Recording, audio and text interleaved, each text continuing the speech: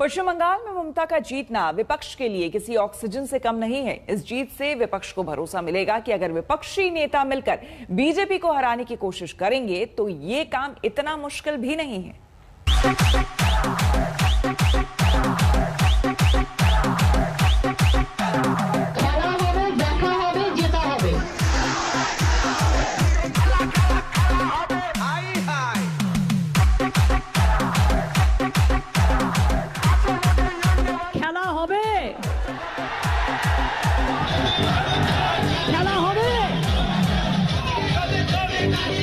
धन्यवाद, अनेक अभिनंदन। दिल्ली से आकर किसी भी राज्य में इस प्रकार से दादागिरी कोई नहीं कर सकता, चाहे महाराष्ट्र हो चाहे पश्चिम बंगाल हो। बांग्लार मानुष, बांग्लार जय, बांग्लार जय, बांग्लाई पारे, बांग्लाई पारे। इस देश के अंदर में जो नफरत की राजनीति करेगा वो औंधे मुंह गिरेगा। बंगाल के चुनावी नतीजों में टीएमसी की बम बम हुई तो विपक्ष के हाथ बीजेपी पर हमले का सबसे धारदार हथियार मिल गया। बंगाल में ममता बनर्जी की जीत को कोई बीजेपी की दादागिरी का जवाब बताने लगा तो कोई नतीजों को नफरत की राजनीति का नतीजा।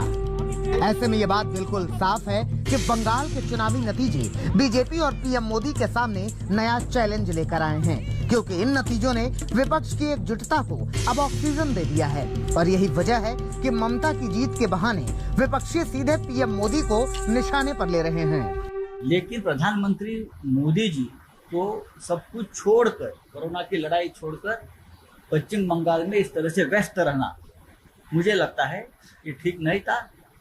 पार्टी लड़ती है लेकिन प्रधानमंत्री जब उतरते हैं किसी युद्ध में और हार जाते हैं तो उसका ठिकरा भी दुर्भाग्यवश प्रधानमंत्री के ऊपर पड़ता है।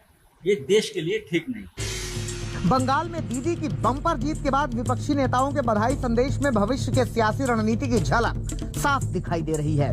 ममता को बधाई देते हुए एनसीपी के अध्यक्ष शरद पवार ने लिखा, ममता बनर्जी आपको शानदार जीत पर बधाई। लोगों के कल्याण के लिए और मिलजुल कर वैश्विक महामारी से निपटने की दिशा में काम जारी रखेंगे। वहीं केजरीवाल ने बीजेपी का दमदार तरीके से मुकाबला करने के लिए दीदी को बधाई दी। पश्चिम बंगाल में बड़ी जीत के लिए बधाई, क्या मुकाबला किया है, पश्चिम बंगाल के लोगों को बधाई। जम्मू कश्मीर के पूर्व सीएम उमर अब्दुल्ला ने तो ममता को बधाई देने के बहाने बीजेपी और चुनाव आयोग तक को निशाने पर ले लिया। बीजेपी और पक्षपाती चुनाव आयोग ने आपको हर तरह से रोकने की कोशिश की, लेकिन आप विजयी हुई। अगले 5 सालों के लिए शुभकामनाएं। वहीं पप्पू यादव ने तो ममता बनर्जी को पीएम मोदी का विकल्प बता दिया। दीदी इस देश की भविष्य। फिर बोलते थे मोदी नहीं तो कौन, दीदी इस इंडिया की फ्यूचर।